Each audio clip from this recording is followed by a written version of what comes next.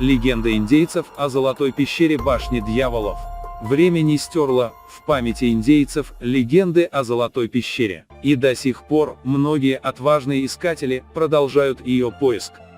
На северо-восточном направлении штата Вайоминг находится поразительная гора, возникшая в результате извержения и похожая на гигантский пень. Пень, высотой более 90 метров. Необычная скала. Колонны скалы тянутся ввысь до верхней части как гигантские царапины. Имя, данное исследователями, было башня Дьяволов. У индейцев было много названий этого места. Одним из них была Медвежья ложа. Эта башня настолько необычна, что вошла во многие легенды коренных американцев, а в 1977 году она использовалась в качестве места для финала фильма Стивена Спилберга «Близкие контакты третьего рода».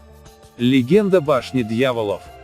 Возможно, самая известная легенда, которую коренные американцы слышали о башне, была рассказана индейцами Кайова. Возле их деревни играли 7 девочек, когда их начали преследовать медведи. Девчонки прыгнули на невысокую скалу и крикнули ей: «Скала, пожалей нас, скала, спаси нас!» Скала услышала их и выросла к небу. Медведи прыгали на скалу, царапая ее, но они не могли подняться на скалу вверх. Затем скала подняла девушек так высоко, что они стали звездами. Это созвездие теперь называется созвездие Плеяды или 7 сестер. Но есть одна история, которая касается не истории создания скалы, а того, что находится под ней. Золото башни Дьяволов и ее легенда. Несколько лет назад, один человек, имя неизвестно, и исследователь штата Вайоминг, посетил Янгтон, штат Южная Дакота. Там он показал фотографию башни Дьявола пожилым индейцам Сиу, которых он встретил в долине реки Миссури. Один из них очень обрадовался, когда увидел картину.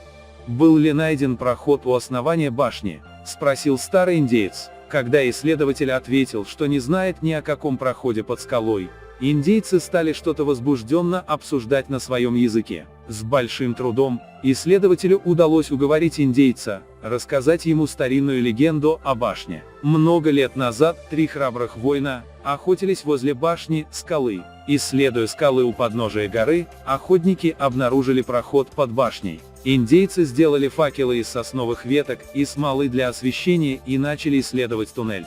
Они нашли проход, усыпанный костями. Возможно, это были человеческие кости. В конце прохода туннель привел охотников в пещеру с подземным озером, длиной около 25 метров и шириной более 15 метров. Вокруг озера было большое количество золота. Храбрые индейские воины не были готовы взять золото с собой, поэтому они покинули туннель и спрятали вход, чтобы другие его не нашли. Они собирались вернуться, чтобы получить золото позже, но так этого и не сделали. Один из этих смельчаков, на смертном одре, рассказал эту историю другим членам своего племени, и эта история передавалась в течение нескольких поколений, прежде чем она достигла старого индейца. Истории о потерянной шахте Старого Запада. Так, есть ли пещера с золотом под башней Дьявола? Никто никогда не находил пещеру, а тем более золото в ней. Кроме того, геология горы, магматическое извержение, кажется, не делает это место перспективным для поиска пещеры непосредственно под горой. Эта легенда очень похожа на другие истории о потерянной шахте Старого Запада, на историю о шахте голландца и шахте Билла, которая, кажется, имеет мало фактических оснований. Но, как показывает практика, счастливчики находят золото именно там, где теоретически найти нельзя. С другой стороны, область горного хребта Black Hills, черные холмы, в которой расположена башня, имеет одни из самых больших пещер в мире, в том числе Wind Cave и Jewel Cave. Область Black Hills также известна добычей золота, которая привела к большой золотой лихорадке в 1880-х годах. Так что, может быть, как и во многих легендах, есть доля правды в истории башни Дьявола. Возможно, затерянная пещера находится не под башней, а рядом, ожидая, пока кто-нибудь ее найдет.